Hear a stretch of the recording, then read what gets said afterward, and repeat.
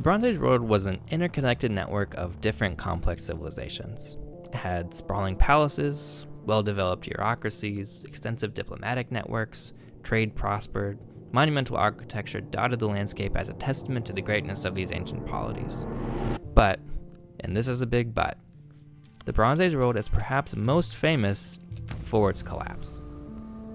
While modern scholarship has made great strides in understanding this period, the Bronze Age collapse is an episode of history that still has many outstanding questions. Perhaps chief among them is why exactly this happened, with no two scholars giving exactly the same answer. What there is agreement on is that this did not happen overnight. It was a process which unfolded over the course of decades sometime in and around 1200 BC. So, if this wasn't an event, but a process, then it begs the question, of the societies which did collapse, who was the last one standing?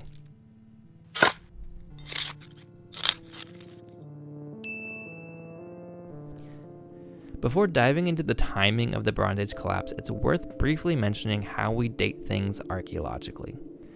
For the Near East, the easiest and most common means of dating is ceramic seriation, but other sources are available as well. Radioactive clocks are used, particularly carbon-14 dating in the Near East, and other scientific methods are available but aren't as widespread, such as dendrochronology and archaeomagnetism. Dating can also be done using references in textual sources like king lists, diplomatic correspondences, astronomical texts like Sothic sightings, and just dead reckoning from known dates established by one of these methods. Suffice to say, our understanding of dating is actually quite good.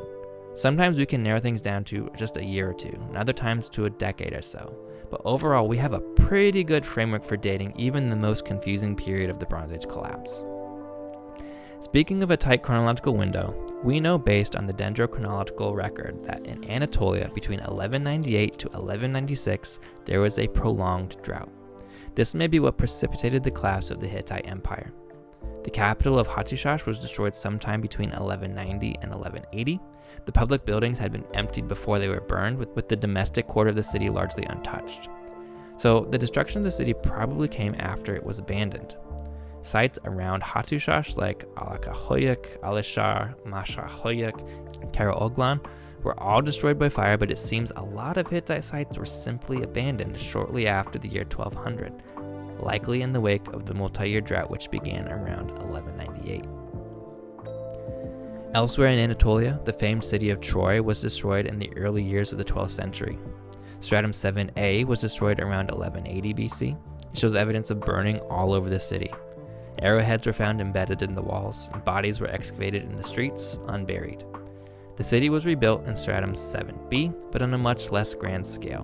While there was some cultural continuity at the site, the 7a city is regarded as the final phase of the Bronze Age city. It's not clear who destroyed Troy. Homer's epic poems suggest a coalition of Mycenaean lords were responsible. The archaeology of the Aegean suggests this may not be the case, because at the same time Troy was being destroyed, the palaces of the Mycenaeans were also being destroyed. The Aegean is a well-excavated area with excellent chronological data. So from the period between 1225 to 1190, destructions are noted at the sites of Mycenae, Tiryns, Pylos, Nicoria, Thebes, and Menelaon. Dozens of other sites were just simply abandoned. Estimates are that as much as 90% of the Peloponnese was depopulated. Some sites, like Lefkandi, survived whatever the initial crisis was, but eventually succumbed around the middle of the 12th century. Syria and the North Levantine coast were in contact with both the Aegean and Anatolia, but was under the influence of the Hittites. The city of Ugara on the Syrian coast was an important commercial entrepot connecting east and west.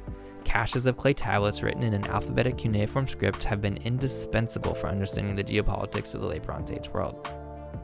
But these tablets were only preserved because the city was violently burned sometime between 1190 and 1185. The people apparently knew trouble was coming, as many people buried their wealth in their homes, but they also failed to reclaim it. Arrowheads lodged in walls again point to a violent end to the city. The city was burned, and those fires are what preserved the various textual sources of the city. But Ugarit was not the only Syrian city to be destroyed. Ras Basit and Ras ibn Hani, both outposts of Ugarit, were burned around the same time that Ugarit was. The port site of Gibala has radiocarbon dates pointing to destruction between 1192 and 1190. Amar, further inland, was destroyed around 1185. Tel Kazel, likely the site of Sumer, the sometimes capital of the kingdom of Amurru, was destroyed either at the end of the 13th century or early in the 12th century. Alalak was finally ended as a city of any importance early in the 12th century. Qanna had faded already by the 13th century, and Kadesh was likely destroyed around 1178 and never recovered. The southern Levant, which was within the Egyptian sphere of influence in the late Bronze Age, also witnessed destructions and disruptions. Sites like Hatzor, Megiddo, Lachish, Ashkelon, Deir Allah, and several others are all destroyed sometime between 1200 and the 1130s. It's worth noting that for various reasons, the chronology of this region is much more debated than in other regions, but the early to mid-12th century is a safe range for these site destructions. Egypt itself survives the collapse, but the empire doesn't.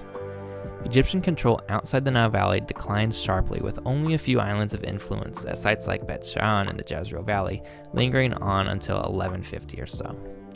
The 19th dynasty, the dynasty of Ramses the Great, was removed in 1190 and replaced by the 20th dynasty. Ramses III was a 20th dynasty pharaoh famed for his conflict with the so-called Sea Peoples. The 20th dynasty was a managed decline, grasping for the glory days of Ramses, as evidenced by 9 straight pharaohs named Ramses. Ultimately, the 20th dynasty was removed and Egypt collapsed into the Third Intermediate Period in 1077. Even places as far from the Mediterranean as Mesopotamia weren't entirely unscathed. During the 13th century, Assyria, which had cannibalized the Mitannian Empire, was beginning to expand outside the Assyrian homeland, but during the 12th century was forced to contract back to its traditional boundaries. Babylon to the south was even destroyed by the king of Elam around 1150. This left Cyprus, known as Alashia during the Bronze Age. This island off the west coast of Syria had been a late bloomer. It was slow to urbanize and slow to organize into a form similar to that of its neighbors. It reached the apex of its urban development during the late Cypriot II period, beginning around 1450 and ending around 1200. This period saw the height of urbanism on the island. It's not clear how Cyprus was organized socially and politically at this time, particularly whether it was ruled by one figure from one place, or whether it had a patchwork of polities that presented themselves as unified to the other Bronze Age powers. However it worked, we do know that the extraction, refining, and exporting of copper, essential to the manufacturing of bronze, was essential to the Cypriot state.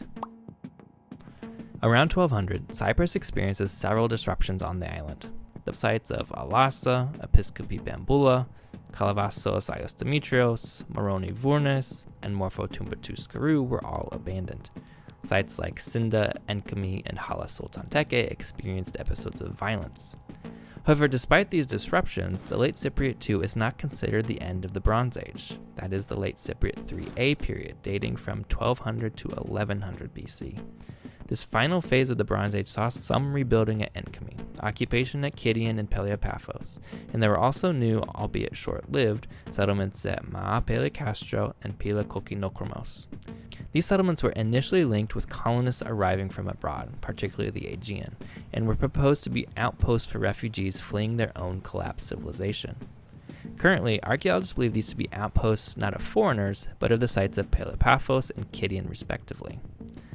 They were sites used to establish control over the landscape, especially of the copper deposits, indicating a continuation of the Bronze Age political model based on the extraction and exporting of refined copper. So on Cyprus, the Bronze Age only really ends in the late Cypriot IIIB period around 1100 BC. This is almost a century after the neighboring regions.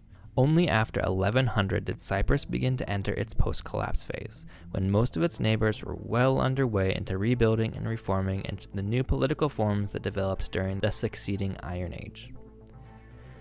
As the great kingdoms of the Bronze Age declined and ultimately disappeared, so too did the market for copper. Cyprus emerged as the last civilization standing, enduring until around 1100 BC, nearly a full century longer than many. Despite experienced disruptions, it served as a refuge for those fleeing the chaos of neighboring regions. However, the failing political system was already struggling to sustain itself in the new world it found itself in. So an even modest influx of settlers would have begun a cascading failure, which we in fact see, culminating in the early Iron Age, beginning in the late Cypriot IIIB.